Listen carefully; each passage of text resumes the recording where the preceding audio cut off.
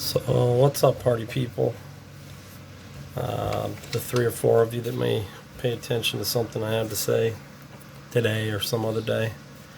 So, I kind of just come out of the stream of like consciousness, I guess, where I realized that before all this stuff happened, like before the illness that I don't really want to speak of anymore came about, I wrote a book that I discussed before called He Speaks.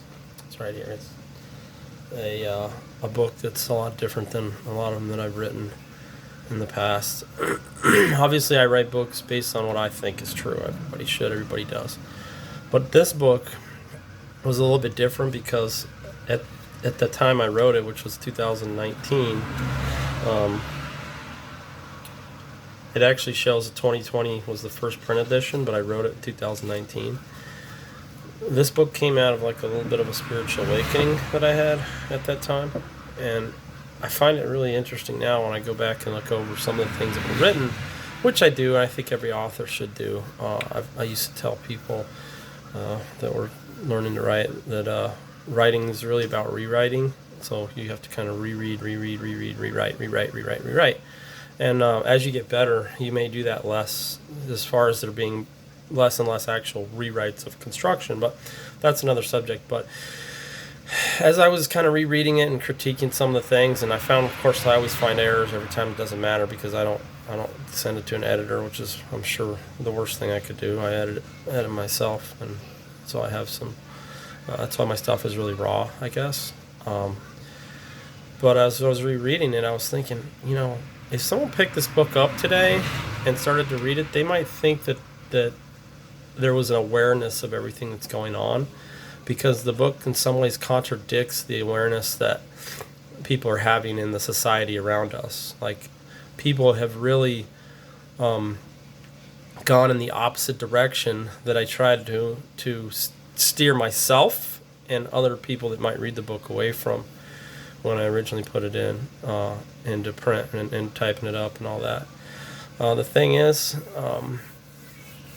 I'm like totally encouraged by that. Like I don't feel like any negativity towards that, and it actually ignited in me this idea, this concept that I can breathe a little bit freer myself, because I realized that if I stop focusing on the information that's that from the sources that I don't agree with anyway, and I stop trying to combat that information, then the information itself won't be able to stand on its own merit, because it's just really weak and false and not good. So I want to point out a couple things, and I'll probably make a series of videos about the book, because a lot of the book, being so different than anything that I read, a lot of it is about sort of my connection and communications with the Creator, ones that I had then, some that I have now, and helping people to realize that they can create directly too with the Creator, and that's like our purpose. Is like, no, I'm not saying like that's the purpose in life. I'm saying no, that's part of like who we are. Like we're, it's, you might say our purpose is to breathe air. Well, it's not really our purpose. Well, our purpose isn't necessarily to connect with God, so that may be a little bit of a misspeak, but it is part of who we are. Like that's a function of our reality that we oftentimes don't consider or attempt to grow and flourish with. So one of the things that I point out in the book at one point, which this kind of means a lot to me in a lot of ways, is just a few hundred years ago, 300-400 years ago. If someone was born into a situation, they're born in that, they have four things of understanding. Okay, they have their circumstances, then they have their beliefs, they have their thoughts, and they have their vibrations. Okay, and those four things kind of can make up your reality in a sense.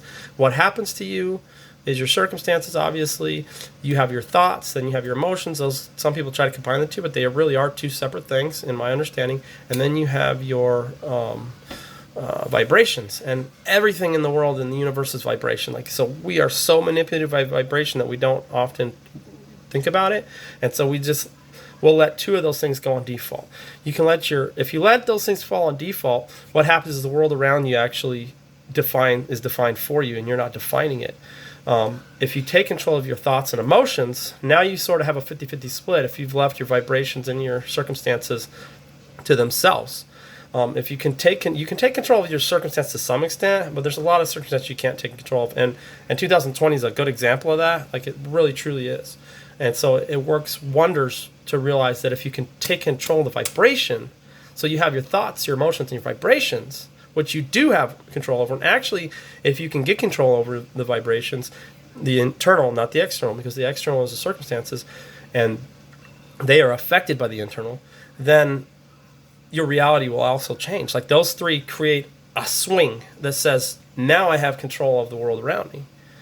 And most people are on default. So it goes that hypnotic state I sort of talked about in another video. The hypnotic state is when people are not allowing themselves to be in control of their own reality.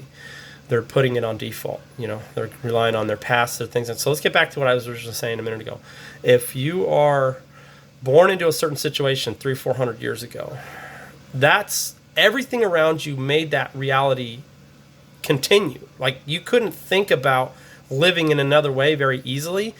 It was very difficult because traveling to another place where people thought in a different way was very limited. Like, you couldn't just go across the world and go see another way of thinking that people had and then say, well, wait a minute, I don't have to think this way that this tribe is making me think. And then there was also a lot of social constructions that kept you inside of your tribe. A lot of things that we did that kept us sort of stuck in our situation. And now today, fast forward to where we are today, that's precisely why a person born into poverty, it's difficult for them to leave poverty because all the people around them, they're programming them to believe in that reality of poverty. And they almost don't have a lot of hope sometimes in getting out of it because they're programmed early age, and then they just solidify that program over and over and over again. But because we can travel the world and information came to us a little easier, people's minds started to be infected with new ideas that made them say, wait a minute, I don't have to believe that reality. I got another reality I can believe just as easily, and I can make that my reality. And that's what created a situation where the classes could be changed by people's actions and the way they thought and the reality that they believed. The internet did the same thing for us. It opened up the borders to such a wide range that people can actually take information from anywhere and they can make it their reality and they can design their life around that reality. Now, 2020 kicked most of us in the cojones. And I want to submit for you that the reason it did is because the enemy was losing ground. Now let that sink in. The enemy was losing ground, and I'm talking about an enemy of humanity, not red, blue, not little enemies. I'm talking about the enemy of your peace was losing ground on humanity in some way because there was a realization that the borders that were restricting the movements between suffering and a connection to what is good and right and wonderful was being torn down because it's so easy to access information. And I'm not saying there's not a lot of evil in the world still. There's a lot of evil in the world. But what I am saying is our focus cannot remain on the evils in the world. We cannot look at the evils in the world and try to break them down. We have to do something completely different as a human race. I say race, a human race. As human beings on this earth, we have to do something completely different. We have to build what is good and right and true and wonderful. And I believe that that becomes something that is so individually necessary that I cannot necessarily throw up a tent and let all these people in and say, hey, understand this message. You as an individual have to receive this message that you were meant to be here. You are perfectly capable of surviving on this earth. You can enjoy many aspects of your life, whether it be the harmony in your life or the contrasts in your life. They're all good for you. And you can also be somebody who isn't living in that opposite opposing force's power that keeps you in fear and oppressed and in pain. And if individuals start to change their reality then we'll see a change in the world. One by one by one, and the light will just sort of turn on in little places, and the groups of people that are connecting will grow. And, I'm a firm believer that you can't tear down a building of thought by focusing on that thought. So you have two people, one of them says, be afraid, and one of them says, well, don't be afraid of it. But you're both focusing on it. Now focus not on what you're not supposed to be afraid of, because that's the first step to getting away from this.